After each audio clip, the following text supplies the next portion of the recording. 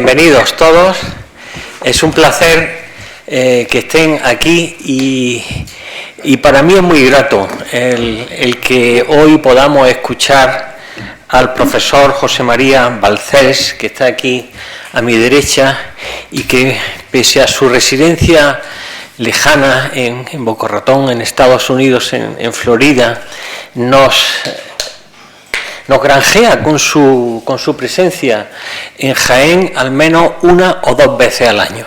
Yo le decía ahora, cuando estábamos ahí en el despacho saludándonos de nuevo, que lo vamos a hacer jiennense de adopción, ¿no? Porque además tiene un gran cariño por nuestra tierra.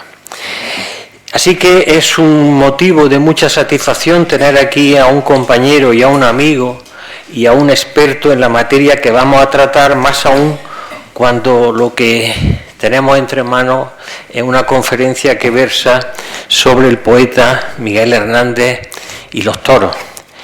Los que escribimos poesía a nuestra escala creemos que seguramente sea este el género literario que más adecuadamente trata un arte tan complejo como es la tauromaquia. Ni el teatro, ni la novela, ni ningún otro género literario, creo yo, que como la poesía abordan la cuestión de la tauromaquia. Así que, bueno, y si no, que se lo digan a Gerardo Diego, ¿no?, con su libro La suerte o la muerte. Que se lo digan a Berceo o a Blas de Otero. O que se lo digan a nuestro querido Miguel Hernández, jiennense también de adopción, casado con una quesadeña paisana mía, Josefina Manresa, y que hoy lo traemos aquí, lo ponemos otra vez en valor, como se dice ahora. Yo digo que lo vivificamos, ¿no? Si hablamos de una persona, de un gran artista, de un gran literato, de un gran poeta como Miguel Hernández, lo estamos trayendo a la vida. Y para traerlo a la vida, esta operación de resucitación, pues quién mejor que Lope Morales Arias, el presidente de la Federación Taurina de Jaén y buen amigo de la Real Sociedad Económica de Amigos del País. Esta es su casa, así que le voy a dar la palabra a él para que sea con más propiedad que yo el que presente a don José María Balcells, al que agradezco en el alma que esté aquí con nosotros. Muchas gracias, José María. Gracias, Lope.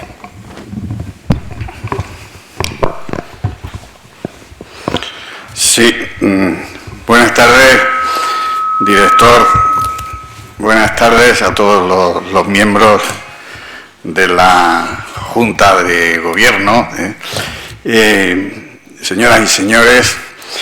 Antes de cumplir el encargo de presentar a nuestro ilustre ponente, el profesor Balcells, permítanme un par de minutos para, primero, como socio y como aficionado, felicitar y al mismo tiempo agradecer la iniciativa del director y de toda la Junta de Oficiales de esta institución para incluir en su programación cultural un ciclo específicamente dedicado al mundo de los toros, a la tauromaquia en un sentido amplio y con todo lo que conlleva, que va desde luego mucho más allá de lo que ocurre en un coso cerrado previo pago de entrada, por muy grande que sea lo que ahí ocurre, que desde luego lo es.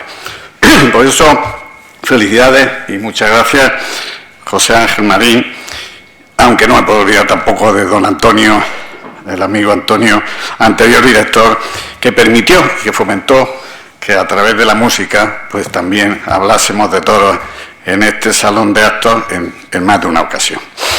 Tras años de injustificada y sistemática ocultación de todo lo que oliese a toros en los ámbitos culturales y universitarios, parece que el sentido común se va imponiendo y ha sido en Jaén, o está siendo en Jaén, bastante antes que en otros lugares. Y el estudio de una realidad social, económica, agropecuaria, medioambiental, antropológica, histórica y cultural, tan rica y tan poliédrica como la tauromaquia, vuelva a ser tratada con rigor y con respeto en los templos del saber, y este es uno de los más emblemáticos de Jaén, si no el que más. Me dice una buena amiga también del profesor, la profesora Beatriz Badorrey Martín, que catedrática de Historia del Derecho y de las Instituciones en la UNED, cuando le he llamado y le dijo que he hablado de que se va a hacer este ciclo, que hablar de toros en la económica es como poner una pica en Flandes, porque en su origen las sociedades de amigos del país fueron antitaurinas, o más antitaurinas que taurinas, ¿no? Al igual que ocurriría pues en la sociedad de entonces, la fiesta de los toros en el contexto de la Ilustración pues fue una cuestión polémica y propensa y objeto de debate, ¿no? Fueron partícipes en este debate muchos intelectuales españoles y muchos extranjeros o viajeros extranjeros, y todos con el argumento de que que no era propio de un país civilizado y era contraproducente para la ilustración de un pueblo. Entre aquellos pensadores que defendían la condena del espectáculo se encontraban Gaspar Melchor de Jovellanos y José de Vargas Ponce. No me ha dicho la profesora, no me ha hablado de un trabajo además suyo, con un estudio a fondo sobre Antonio Capmany, ilustrado y académico y miembro de la Económica madrileña, que defendía los toros contra las tesis de Vargas Ponce y Jovellanos, o contra las prohibiciones del rey que preside esta sala y su sucesor, dejándose ambos llevar por gobernantes como el conde de Aranda o como Godoy, y que, como sigue ocurriendo, veían las fiestas de toros fuera de la idea de una supuesta cultura europea en la que no caben los toros. Esto sería otro debate. De todas maneras, órdenes y pragmáticas fueron siempre, por cierto, sistemáticamente incumplidas por el pueblo español y sus instituciones locales. Habría que recordar aquí la figura de un ilustre, de un ilustrado importante, que es el mismísimo Montesquieu, que hoy está de moda porque fue el defensor de la separación de poderes, y que dijo aquello de que podéis cambiar las leyes de un pueblo, podréis incluso atentar contra su libertad, pero no se os ocurra nunca tocar sus diversiones. En nombre de muchos aficionados, por eso, muchas gracias a la Sociedad Económica, porque de la difusión de los valores culturales taurinos era uno de los principales objetivos de la Federación Taurina de Jaén, la que está hoy más que bien representada, y permíteme te diga, está ahí el Círculo Taurino de Jaén, el Club Tendido 1, el jefe de Servicio de Espectáculos de la Junta de Andalucía, veterinarios taurinos, críticos taurinos, José Luis, aficionados de todo tipo, en fin, y aquí... Pues bien, para inaugurar este primer ciclo cultural de tauromaquia, en una institución jaenera por excelencia, no se ha podido elegir mejor tema ni mejor ponente que los de esta tarde. Por razones más que sobradas, históricas, familiares, literarias, Miguel Hernández se ha convertido en el poeta más valorado y más sentido de Jaén. No en vano, su poema Aceitunero es el himno de la provincia, lo que demuestra una fuerte identificación con la figura y con la obra del poeta. La Diputación Provincial patrocina una fundación para la presentación de su legado, y mañana mismo, que también por eso está aquí el profesor Balcells, entre el 5 y 6, mañana 5 y pasado 6 de noviembre, se va a celebrar en Jaén ya el tercer seminario internacional Miguel Hernández, organizado por la Diputación Provincial de Jaén y la Universidad de Jaén. Pero ha sido el profesor Balcells el que también en Jaén y con la apuesta de su universidad ha desarrollado y nos ha explicado especialmente esa inseparable relación del toro con toda la literatura en general y con la persona y la obra de Miguel Hernández en particular. José María Balcells es catedrático de la Universidad de León, de la que se ha jubilado como docente en 2013, permaneciendo vinculado a la institución como investigador. Anteriormente había sido catedrático en diversos institutos de enseñanza media y profesor titular de literatura española en las universidades de Barcelona y Rovira y Virgili de Tarragona. El profesor ha dado conferencias e impartido clases en múltiples universidades de Europa, América, Asia y África, y por supuesto en muchas de Jaén, en la Universidad Internacional de Andalucía, ha colaborado con los cursos y aquí en Jaén es muy frecuente su presencia, ¿no? Sus dos campos de investigación principales son el siglo de oro y sobre todo la poesía contemporánea española.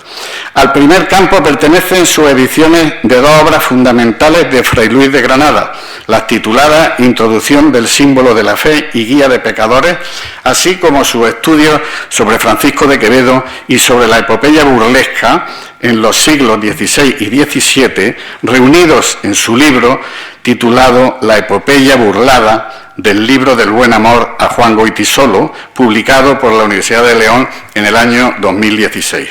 En el segundo campo, el de la poesía española contemporánea, ha hecho aportes sobre autores del 98, como Miguel de Unamuno, de la generación del 27, como Rafael Alberti y Carmen Conde, del 36, como Miguel Hernández, así como de los años 50 del pasado siglo, como Ángel Crespo. Sus contribuciones al mejor conocimiento de las obras de los citados autores constituye una reconocida guía de referencia para los filólogos y público en general. Otras ramas investigadoras son la escritura lírica de las poetas, las imágenes de China en la obra de distintos poetas españoles y la presencia de la tauromaquia en autores del siglo XX. En la primera de estas direcciones, la centrada en la escritura literaria de mujer, destacan su antología ilimitada voz, Antología de Poetas Españolas 1940-2002, publicada por la Universidad de Cádiz en 2003, y la colección de estudios Voces al margen, Mujer y Poesía en España, siglo XX, editado por la Universidad de León en 2009. Pertenece a la segunda rama, la de la imagología, disciplina especializada en las mentalidades y perspectivas con las que enfocan las naciones y sus gentes, un libro titulado Asombros fugaces, China en 6 poetas españoles, publicado en 2025 en la colección Universitas taiwanesa, que edita en la ciudad de Taichung el sello Ediciones Catay.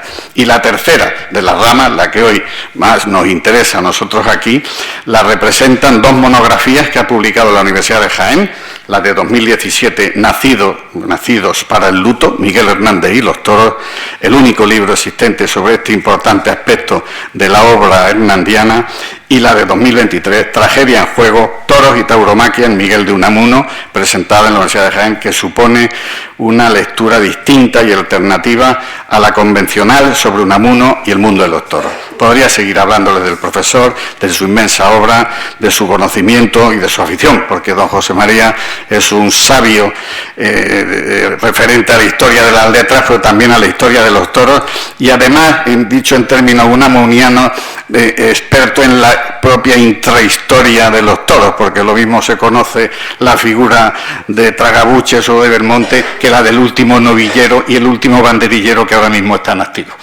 Pero en fin, todo lo que yo pueda contar solo servirá para restar tiempo al que está llamado a hacerlo. Termino agradeciendo de nuevo la oportunidad de que se hable de toros en esta noble sala, en la Económica y en Jaén. Jaén, tierra de toros, de aceite y toros. Aceite y toros se hacen despacio, tienen su propio ritmo, su propio templo, que solo la mano del hombre sabe atemperar con el esmero necesario. Aceite y toros, temple y sabiduría. Y es verdad que el poeta habla de los olivos y de los olivareros altivos, que en lo que ya es nuestro himno, pero cantar lo que se dice cantar, no sé si coincide conmigo, profesor, a lo que canta es a la bravura. Y es un canto a la bravura, el Jaén, levántate brava, no vayas a ser esclava, etc. Y la bravura es eso, crecerse en el castigo. Y es el toro el que mejor la representa. Nada mejor para empezar un ciclo cultural taurino en Jaén que hacerlo sobre la figura de Miguel Hernández y de la mano del que mejor lo conoce, el profesor José María Balcells, para el que les pido un aplauso de bienvenida.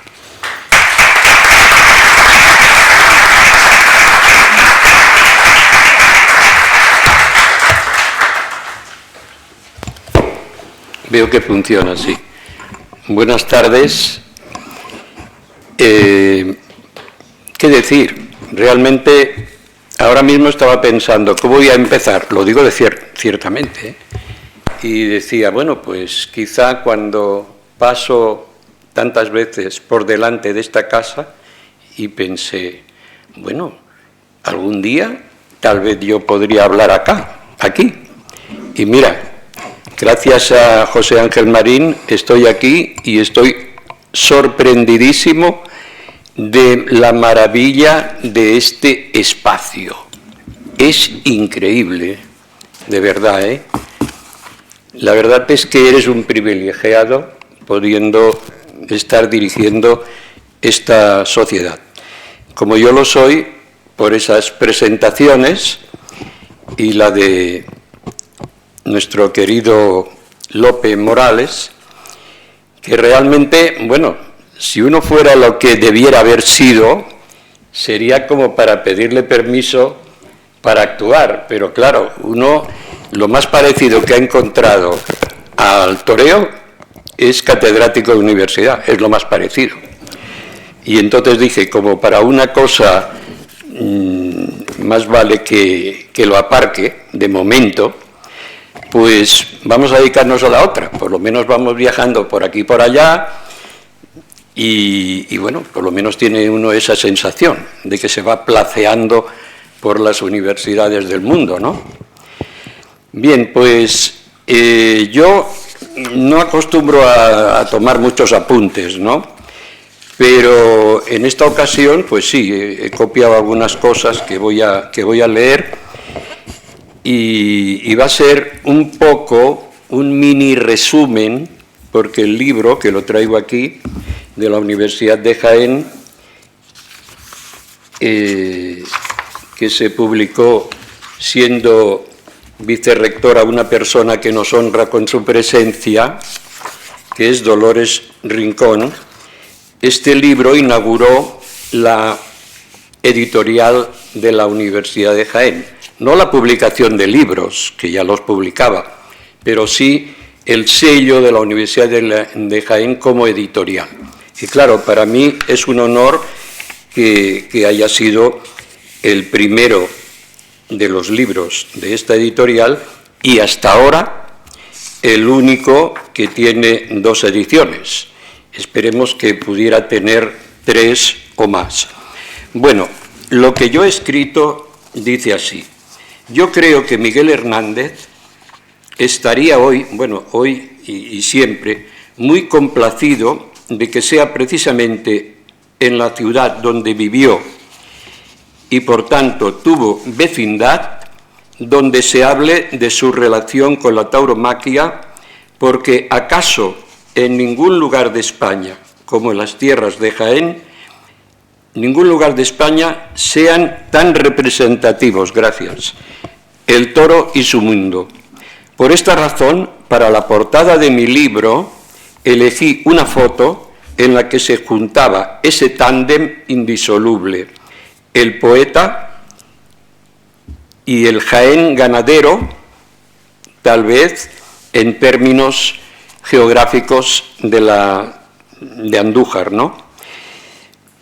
Bien, en esta charlilla inscribiré la relación entre Miguel Hernández y la tauromaquia en una síntesis muy sintética y en los diferentes contextos en los que se inscriben la vida y la obra del poeta, es decir, los contextos de la Orihuela donde nació, del Madrid donde también se avecindó y de la guerra, que le cupo estar aquí en Jaén gran parte de ella, y después ese contexto último, que es el contexto carcelario. Vamos a por el contexto primero, el contexto oriolano.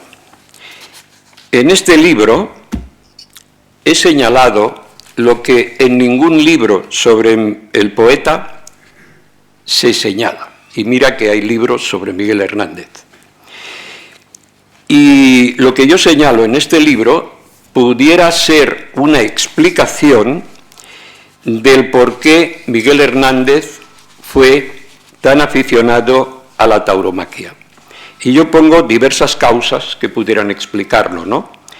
Primero, el ambiente favorable a la tauromaquia en una localidad en la que hubo en tiempos también mucha afición al flamenco que tanta afinidad tiene con el mundo taurino. Miguel Hernández era un gran amante del mundo flamenco, ¿no? Y digo, nació en una ciudad, Orihuela, que en su tiempo era muy flamencóloga, digámoslo así, y también muy taurina. Creo que hasta Juan Belmonte, para despedirse de Novillero, lo hizo en Orihuela. La verdad es que fue un fracaso, pero bueno, esto es otra historia. Otra causa son los vínculos taurinos que nadie pone en ningún libro, ni artículo, ni nada en relación con el padre Miguel Hernández. Y yo soy el primero que he puesto vínculos y los he desarrollado hasta donde mi imaginación ha dado de sí. Después, todos sabemos las influencias que tienen las personas que de niños y de jóvenes estamos con ellas, ¿no? Entonces, como tercera causa de la implicación de Miguel Hernández con la tauromaquia, yo entiendo que fue la camaradería taurina con un amigo muy taurófilo que tenía en Orihuela y que también fue amigo mío. Uno dice, ¿y cómo es posible? Pero si estos señores son de antidiluvianos. No, es que uno va teniendo sus años. Y este amigo, que se llamó Carlos Fenoll, era también amigo mío. La amistad, otra causa, la amistad con un jovencito que quiso ser torero y lo fue, aunque su carrera taurina la desarrolló como banderillero, Manuel Vicente Sempere, alias Pepiso. Yo no he conocido a Pepiso, pero sí a familiares suyos y por supuesto a un sobrino de él que se hacía llamar Pepiso II y que me explicó todo lo que podía explicarme sobre su tío, que Miguel Hernández iba con él porque Miguel Hernández era bastante mayor y lo llevaba a algunas capeas. Pues este Vicente Sempere, alias Pepiso, Miguel Hernández, por desgracia, nunca supo que sería contratado por Balañá para salir siempre en todos los festejos de Barcelona, en todos. Con eso tenía asegurado el pan de su familia y luego, claro, había algunos matadores que se disputaban en Barcelona el que fuera con ellos, que completara. ¿Por qué? Pues porque todo el mundo sabe que si uno no acierta con el descabello, pues las orejas pueden seguir en el toro, ¿no? Entonces este Pepiso era un especialista en descabellos. Y este iba con Miguel Hernández. Y luego, como otra, iba de niño con Miguel Hernández a capeas, ¿no? Y después, otra causa es la naturalidad con la que aceptaba la tauromaquia un amigo que solía hacer mucho, al que Miguel Hernández hacía mucho caso, y que se llamaba Hermano, le llamaba Hermano, y fue, digamos, inspirador suyo en muchas cosas, que es el famoso Ramón Sige. Ramón Sige, famoso por la elegía de Miguel Hernández cuando murió Ramón Sige. Bueno, pero entre todos estos factores favorables, yo subrayo sobre todo que su padre pudo ser proveedor de los caballos, o si se quiere, mulas, o jacos, o como quieran llamarle, para los festejos taurinos de la localidad de Orihuela. Y esto pudiera explicar el hecho de que yo veo que Miguel Hernández tiene una especial predilección porque aparezca en sus versos los picadores. Que esto, si cogemos cualquier poeta y coges la antología última de Andrés Amorós, yo no he mirado todos los poemas, pero estoy seguro que no aparece ningún picador, estoy casi seguro. En cambio, Miguel Hernández tenía una fijación en el picador. Y uno dice, ¿y por qué? ¿Que es que le gustaba así hacer sangre? No, es que le gustaba ver la pujanza del toro. ¿Y dónde se ve mejor que de esta manera? Y por tanto, como Miguel Hernández era siempre muy partidario del toro y se identificaba con él, pues claro, hacía salir a los picadores. ¿Pero para qué? Para ridiculizarlos, no por su función, sino por esa risa que nos entra cuando ves que el toro, bueno, risa no, pero me refiero cuando ves que el que tiene todas las de ganar se cae al suelo, a quien no le gusta que el que lo haya tirado, dices, hombre, como tiene que ser, ¿no? Bueno, Miguel Hernández pudo no perderse festejo alguno en su localidad natal. Claro, no eran muchos, aunque hubo un tiempo en que no solamente en Orihuela, sino en media España, por no decir casi toda, en la Navidad siempre había festejos taurinos, ¿no?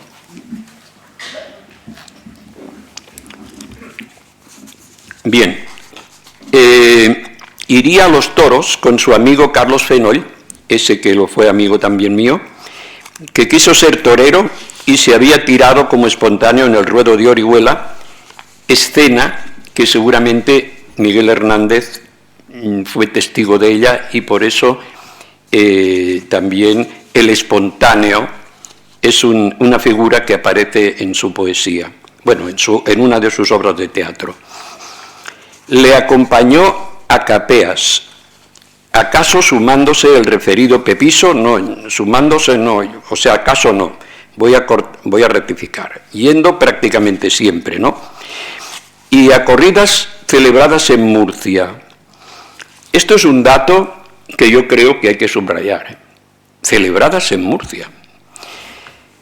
En este libro aporto un dato por completo desconocido, por supuesto para los biógrafos de Hernández, porque cuanto que huelen el toreo, se van por otro lado. Es decir, si algún biógrafo de Hernández viera que el padre del torero, de Miguel Hernández, pues tenía relación con la tauromaquia, lo dejan así y ya de eso no se ocupan de cualquier otra cosa.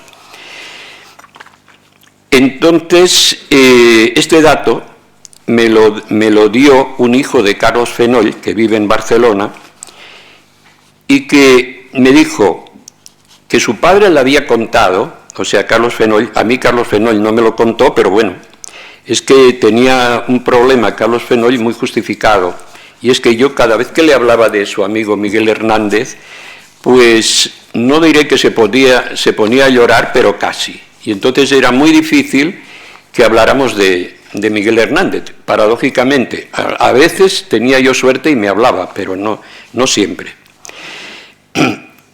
Entonces me dijo este hijo de Carlos Fenoll que iban a los toros en la capital murciana, los dos andando desde Orihuela.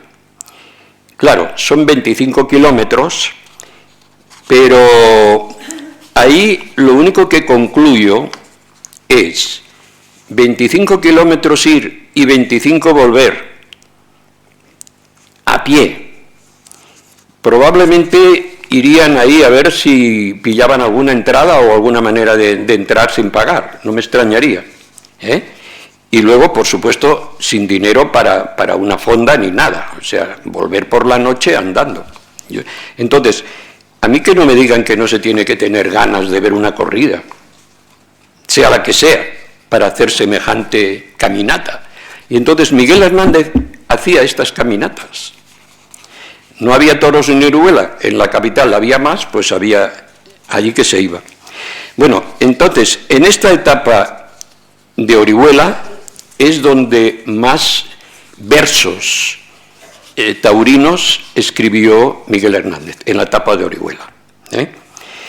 Y allí pues hay poemas muy importantes, uno que se llama Elegía Media del Toro, otro que se llama Corrida Real, otro Citación Fatal, y después también escribió en Orihuela, con motivo de la muerte de Sánchez Mejías, escribió una obra de teatro titulada El torero más valiente, que él rompió porque no la pudo escenificar, la rompió, pero que afortunadamente pues se conserva porque se logró, digamos, reconstruir estos rotos. Bueno, diré algo, no puedo decir de todos los poemas, pero sí que de dos diré algo de dos, algo. Por ejemplo, de la elegía media del toro. Es curioso que en este poema Miguel Hernández se dirija al toro para que el toro sepa bien que entiende su situación. La situación paradójica de que su dolor, porque por mucho que me digan dolor hay, porque ¿cómo no va a haber si el dolor simplemente es un aviso de que pasa algo, ¿no? De que su dolor pueda servir para la gloria de quien lo mata, porque así está concebida la tauromaquia. En la plaza, el primero que lamenta matar al toro es su propio matador. Eso no quiere decir que no le veamos sonriente si el toro muere pronto, pero esto es otra cosa. Y esta situación conflictiva del torero la poetizó el poeta en una de las estrofas en las que escenifica un desplante. Bueno, pues no fue un desplante precisamente lo que pasó no hace tanto, que lo vimos yo por televisión y algunos en directo, en aquel toro que mató Jesús Cid llamado el Cid.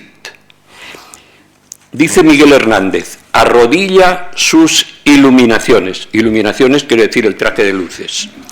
Y mientras todos creen que es por valiente, por lo bajo le pide 1000 perdones. Eso es lo que hizo el Cid ese día, y todo lo vimos. Le pide 1000 perdones.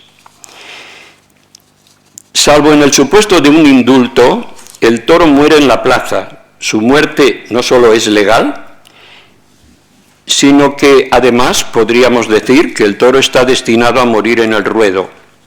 Creo que en el título del poema, Elegía media del toro, va implícito este mensaje que se nos da. Hay que fijarse en las dos primeras palabras, la palabra elegía y la palabra media, porque claro, una elegía es una elegía, no es otra cosa. No puede ser elegía en media, tiene que ser elegía y por tanto entera. Pero ¿por qué dice Miguel Hernández media? Pues porque toda elegía canta un hecho lamentable. Efectivamente, la muerte de un toro, sea donde sea, es muy lamentable. Pero Miguel Hernández lamenta la muerte del toro en el ruedo, pero recordemos que José Bergamín dijo que morir el toro en el ruedo no solamente es algo dramático y lamentable, sino que es una verdadera tragedia. Y efectivamente. Sin embargo, al restringir con la palabra media el alcance de la voz elegía, nos está transmitiendo Miguel Hernández que ese lamento por la muerte del toro no ha de ser tan dramático, sino un lamento a medias, porque el toro bravo está criado para morir en la arena. El toro bravo, no digo el toro así como en telequia, sino el toro bravo.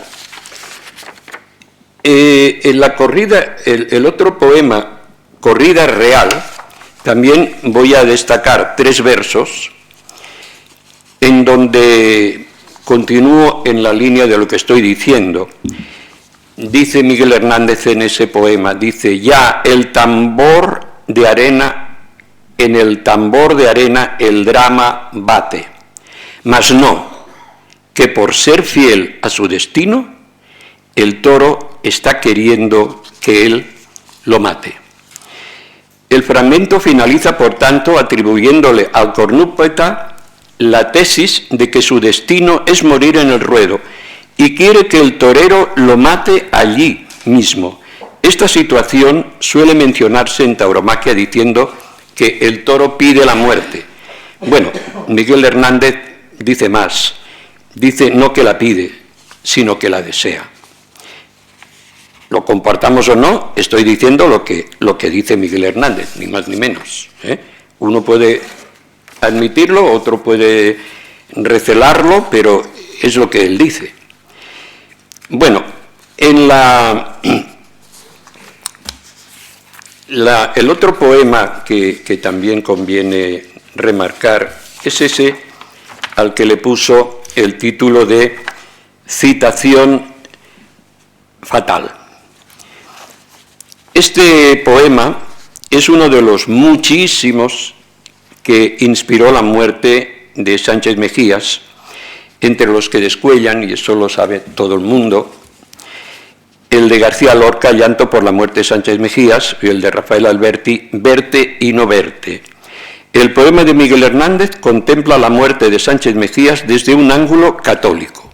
Es decir, si cogemos todos los poemas escritos con motivo de la muerte de Sánchez Mejías, el único poeta que subraya el catolicismo implicado en esa muerte es Miguel Hernández. Bueno, claro, su amigo Ramón Sige, pues al que no toca hablar aquí ni mucho menos, pero también decía esto, ¿no? Sánchez Mejías toreaba de manera católica. ¿Y eso qué quiere decir? Pues como los místicos, toreaba desnudo no de vestuario, sino desnudo por dentro. Es decir, no dejándose nada, dándolo todo, y eso con verdad, con sinceridad interior muy alta, y esto es torear de manera católica. Bueno, entonces, Miguel Hernández lee esa muerte, a diferencia de Lorca, de Alberti y todo, y tanti quanti, es leída como un destino que tenía Sánchez Mejías, un destino diseñado por Dios mismo. Y le recuerda que sí, que supo afrontar este envite fatal,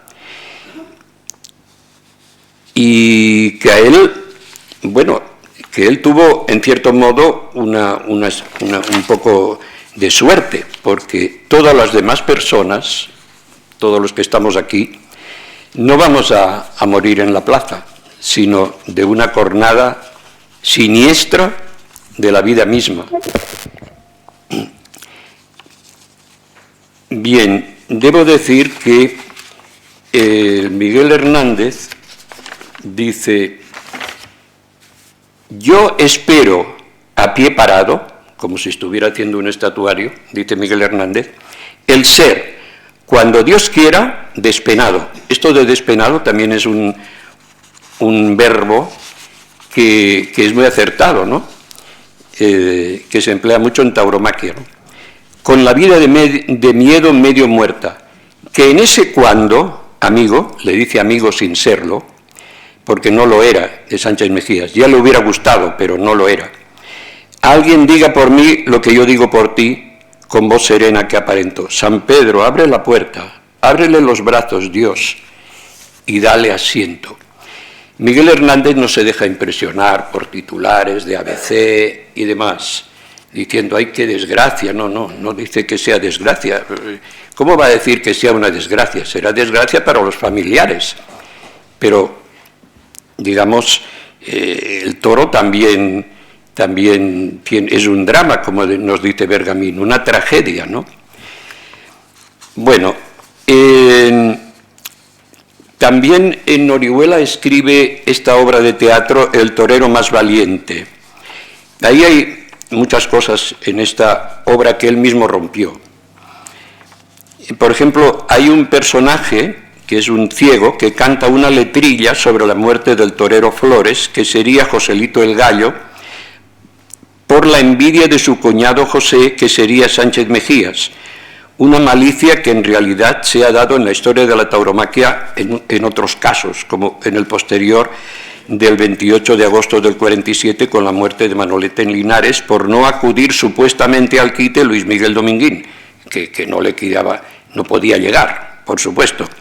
Esta falacia maliciosa el propio Luis Miguel la negó en la película Testimonial de 1965 dirigida por José María Forqué, que muchos hemos visto la película, yo he visto La muerte. Bueno, pues en el acto segundo de la pieza El torero más valiente, este torero Flores, que representa a Joselito el Gallo, dice: me mató la envidia negra y carmesí, me vio entre los cuernos y no quiso ir a salvar mi vida de aquel frenesí, porque ejecutaba yo mejor que él la suerte más bella, la del volapié. No fue así. Claro, su cuñado Sánchez Mejías no tuvo participación en la muerte de José, pero yo no sé cómo Miguel Hernández pudo enterarse de lo que dice dice: la envidia porque ejecutaba yo mejor que él la suerte más bella, la más bella, dice el torero, la de volapié. Y esto realmente es así, no vamos a discutir si es la suerte más bella o no, pero sí que Sánchez Mejías no acababa de cogerle el punto a las estocadas. ¿Cómo lo sabía Miguel Hernández? Bueno, he de decir que si uno lee, por ejemplo, el Cosío, que el Cosío no existía cuando Miguel Hernández escribió esto, pero sí que verá que José María de Cosío quiso hacer la semblanza de Joselito el Gallo, y dice que en Barcelona, yendo los tres en el mismo coche, Joselito el Gallo, Sánchez Mejías y él, es decir, José María de Cosío, hubo la discusión, ¿no?, de cómo es que mataba tan mal, y entonces en el mismo coche fue testigo José María de Cosío de que le dijo Joselito: mira, porque es que tú no haces esto con el codo, no haces esto con el otro. Y esto que escuchó en directo José María de Cosío lo dice en Los toros, en la semblanza que quiso hacer él de sus dos amigos. El más amigo que tenía, Joselito, y después el otro amigo, Sánchez Mejías.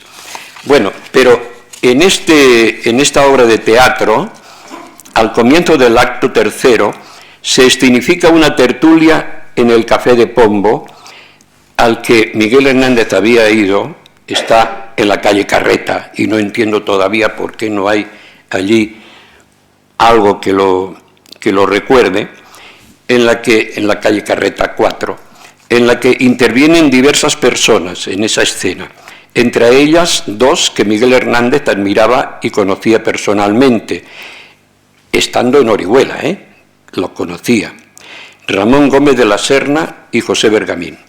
A este José Bergamín lo conoció porque viajó a Madrid Miguel Hernández y allí lo conoció, ¿no? Este le había publicado el auto sacramental en el verano del 34, y en ese verano, antes del otoño, ya escribió esta pieza que estoy hablando, El torero más valiente, donde Miguel Hernández apuesta porque entendamos la relación entre la tauromaquia y la teología.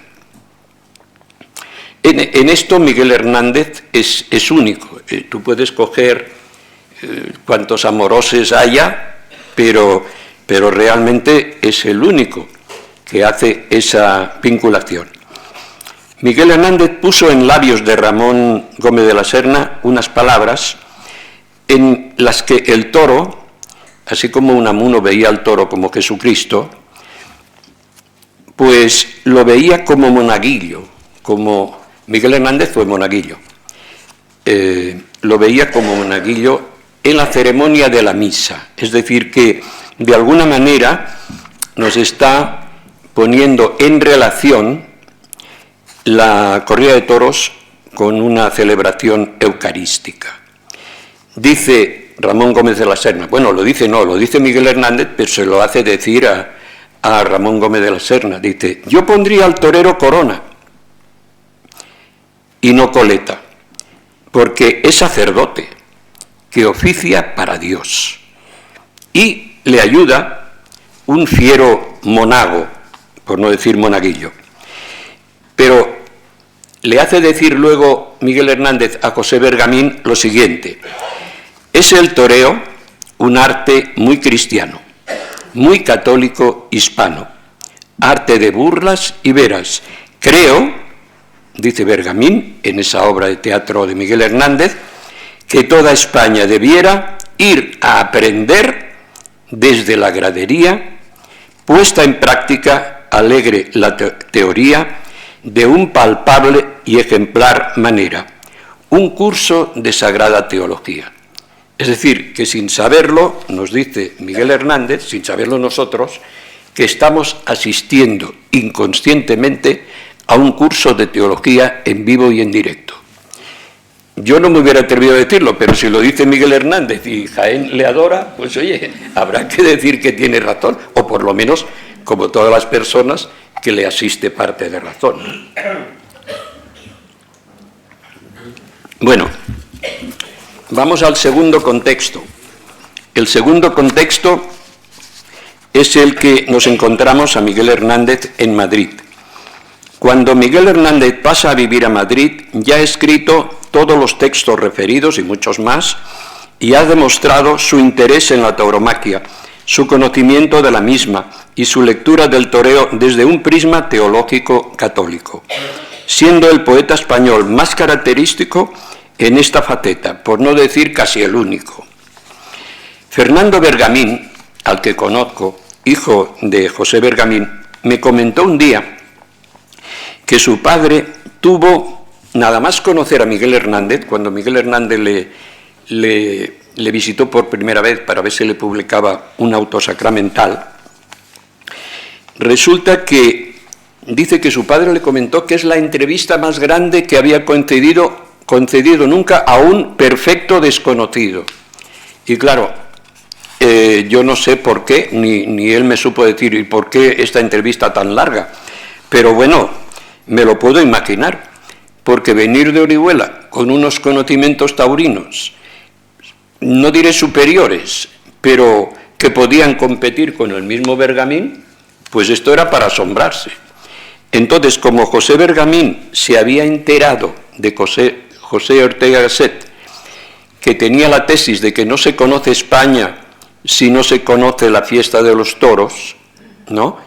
Pues entonces, con esta idea que le bailaba José Ortega Gasset, el que tenía tanto poder, pues dijo, pues hay que hacer un libro sobre toros, porque es hacer un libro sobre cultura española y sobre los españoles. Pero claro, Ortega Gasset no se iba a poner a trabajar en el libro, ya bastante con la idea.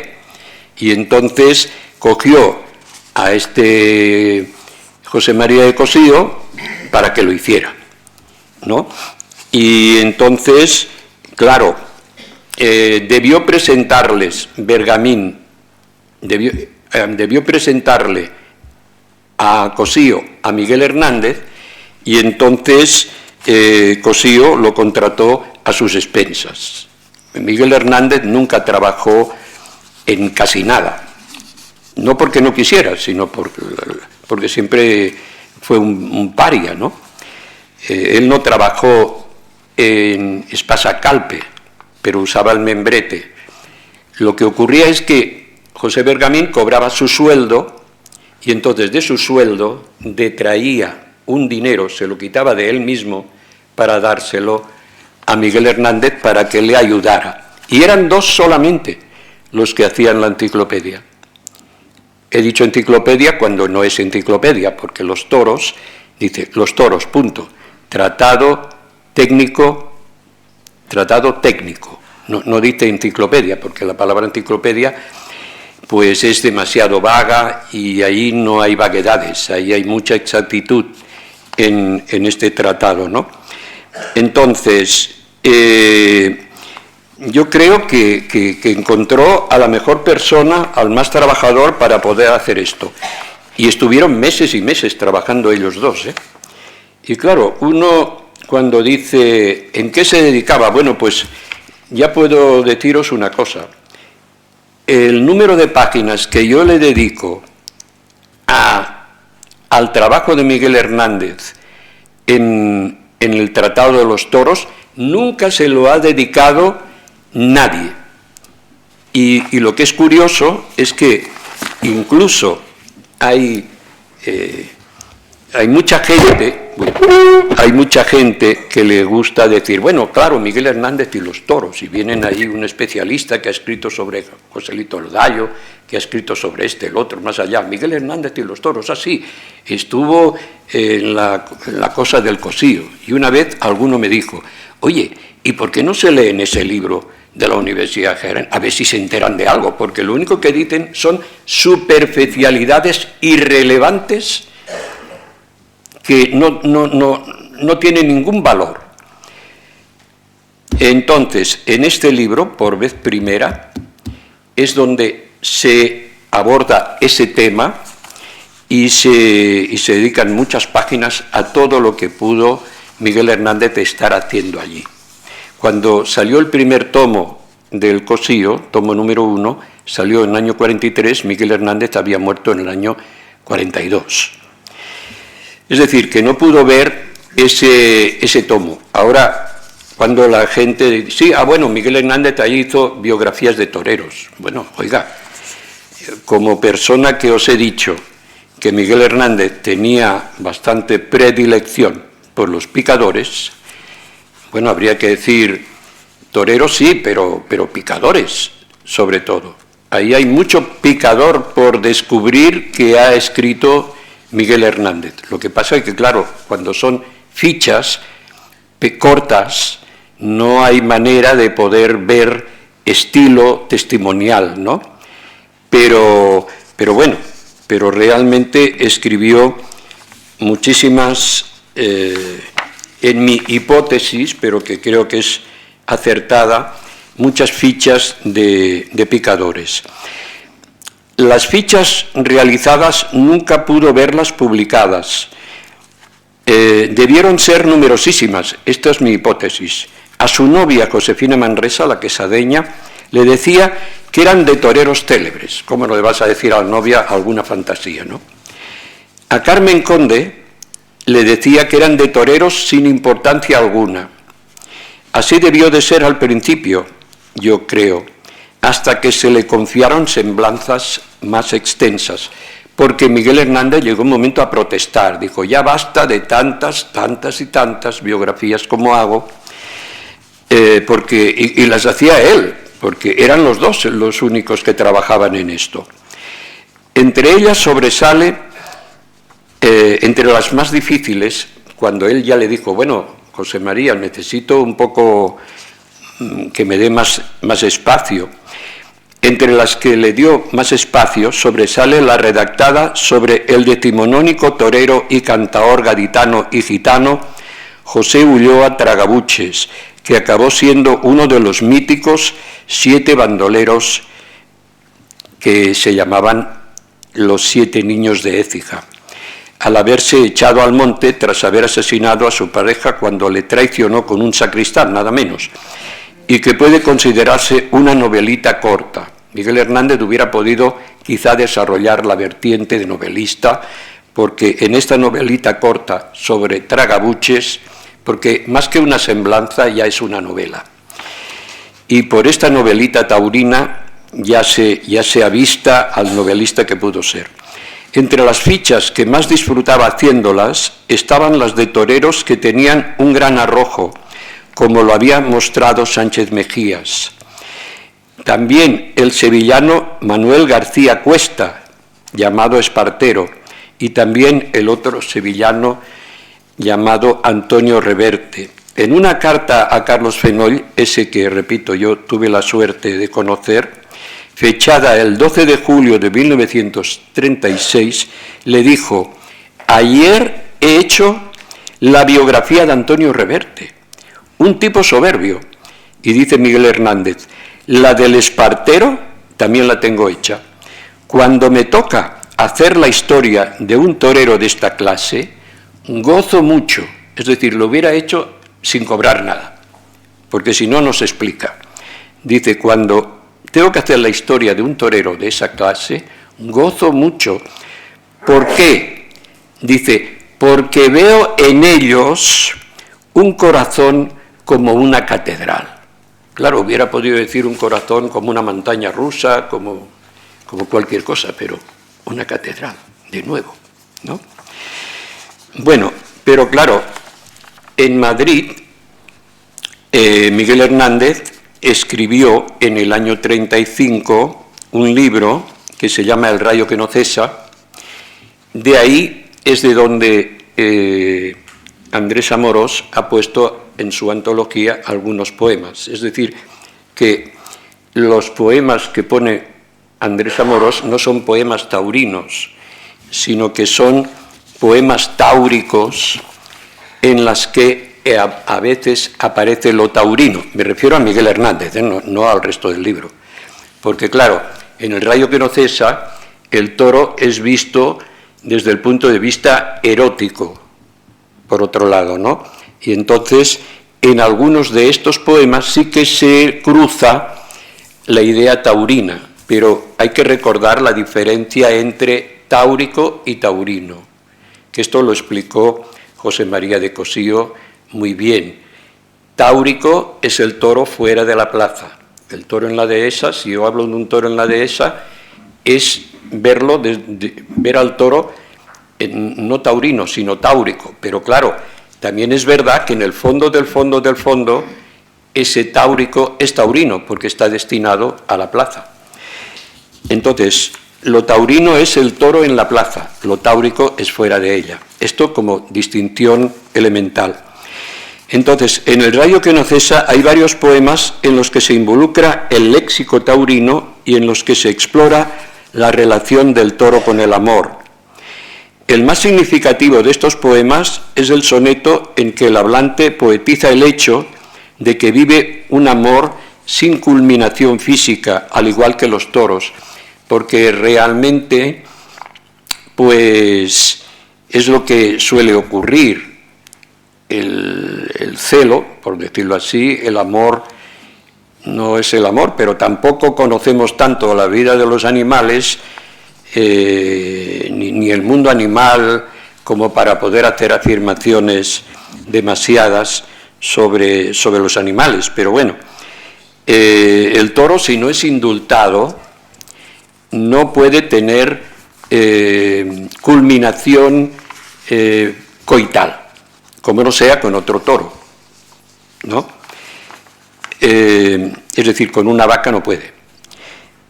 Entonces, por eso, esa es una de las varias razones, por las que Miguel Hernández se identifica con el toro, porque está hecho un muchacho que bueno, pues que no tiene relaciones eróticas. Pero las tuvo por vez primera, por lo visto, con la artista gallega Maruja Mayo, ¿no? Cuya relación con Miguel Hernández se ha exagerado mucho, pero sí la hubo.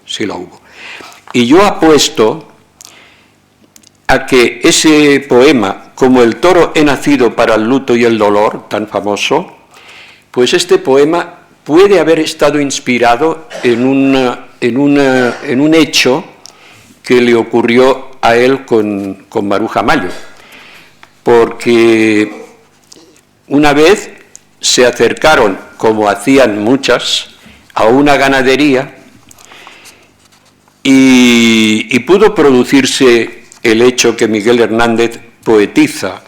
Ellos se acercaron a una ganadería por San Fernando de Henares, ¿no? Y la segunda estrofa de este famoso soneto dice: como el toro lo encuentra diminuto todo, mi corazón desmesurado, y del rostro del beso enamorado, como el toro a tu amor se lo disputo. Bueno, yo, echando gala de mi imaginación, digo, ellos se paran a ver un toro, el toro les mira, y Miguel Hernández, digamos, fabula que el toro, que le pasa lo mismo que a él, ¿no?, que están necesitados de relación coital, pues el toro se la quiere disputar. Eso es lo que yo creo que está dicho ahí.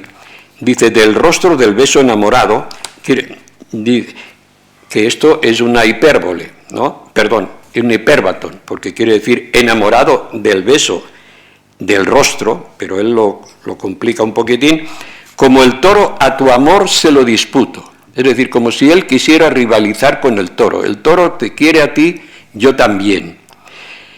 Luego dice, como el toro me crezco en el castigo, la lengua en corazón tengo bañada y llevo al cuello un vendaval sonoro. Esto de vendaval sonoro no cuadra para nada en este poema, porque el vendaval sonoro no lo lleva nunca un toro. Pero bueno, hay que, o sea, en principio, ¿no? Porque siempre son los cabestros, el cabestraje, básicamente los que llevan esto, sobre todo. Pero el poema dice, como el toro te sigo y te persigo, y dejas mi deseo en una espada, como el toro burlado, como el toro. Es decir, la tal Maruja Mallo, o cualquier otra mujer, o un invento, si se quiere, si el toro y él se disputaban a esa mujer, a los dos los ha dejado burlados. Y como ya existían las mujeres toreras, pues podemos decir que dejas mi deseo en una espada, como el toro burlado, como el toro. Maruja Mallo los ha dejado con un palmo de narices a él y al toro. Esa es la lectura que yo hago, es la primera vez que la hago de esta manera, la he hecho de otras muchas, pero bueno, me parece que no es en absoluto descabellada. Bueno, y ahora no sé por dónde tengo la otra página, que eso me suele pasar, pero vaya, digamos que saltamos al contexto de la guerra. Bueno, esto yo creo que ya casi no sé por dónde, pero claro, con todo este, digamos, conocimiento taurino, nada más y nada menos que le cupo en suerte a Jaén y a Miguel Hernández, a Jaén encontrarse a semejante poeta y a Miguel Hernández encontrarse en tierra de Jaén y ver que es, y no es un eslogan solo, sino un eslogan que se basa en la realidad, tierra de toros por antonomasia. Entonces, aquí resulta que no solamente tierra de toros, por tanto, entiendo que refuerza su taurofilia, y en la época de la guerra tenía él como secretario a un tal Antonio Aparicio, era un chico joven, grandísimo poeta sevillano, que acabó exiliado en Venezuela, pero que yo me carteé con él, y que tardó mucho en escribir libros de toros, pero llegó en 1981 a escribir uno buenísimo que se llama Gloria y Memoria del Arte de Torear. Aquí también encontró al humorista Andrés Martínez de León, que no solo era humorista, oye, perdona, ¿qué pasa? Que está en Madrid esperándonos, digo yo. Bueno, y aquí la gente como muy paciente, digo, pues será que ya que el partido no lo dan, porque no veo cómo no se inquieta. Bueno, en resumen, que aquí se acabó de, digamos, de potenciar esa dimensión. Y bueno, aquí conoció a Pedro Garfias, a un novillerete que se llamaba Manuel Vilches y se apodaba Parrita, que era de la línea. En fin, aquí se reafirmó. Pero luego, cuando estuvo en la cárcel, no contento con eso, le acusaban de taurino. Es decir, Miguel Hernández, todos sus amigos que estaban ahí en los diversos penales, le decían, mira, este es taurino. Es decir, que no se escondía, que lo decía. Y desde luego, sabemos por el testimonio de Antonio Vero Vallejo, que coincidió con él en la cárcel del Conde de Toreno, sabemos que siempre le preguntaba, oye, ¿qué tal Manolete? ¿Cómo está? ¿Qué hace? Y claro, Manolete tomó la alternativa cuando Miguel Hernández estaba en otro presidio, hoy día calle Conde de Peñalver, antes calle Torrijos, que por eso se llamaba el presidio del penal de Torrijos, cuando tomó la alternativa. Pero seguro que por la radio él no se lo quiso perder. Lo que ya sí que se perdió fue cuando la confirmación, porque la hizo en octubre y Miguel Hernández estaba ya preso definitivamente y para siempre en el santuario de San Miguel, nada más ni menos, como él, que se llamaba Miguel, en el de San Miguel de Orihuela. Bueno, pues hasta aquí, y perdonad porque me he alargado y me quería yo acortar, pero me he alargado, pero en fin, oiga, que esos jugadores se han entrenado para algo.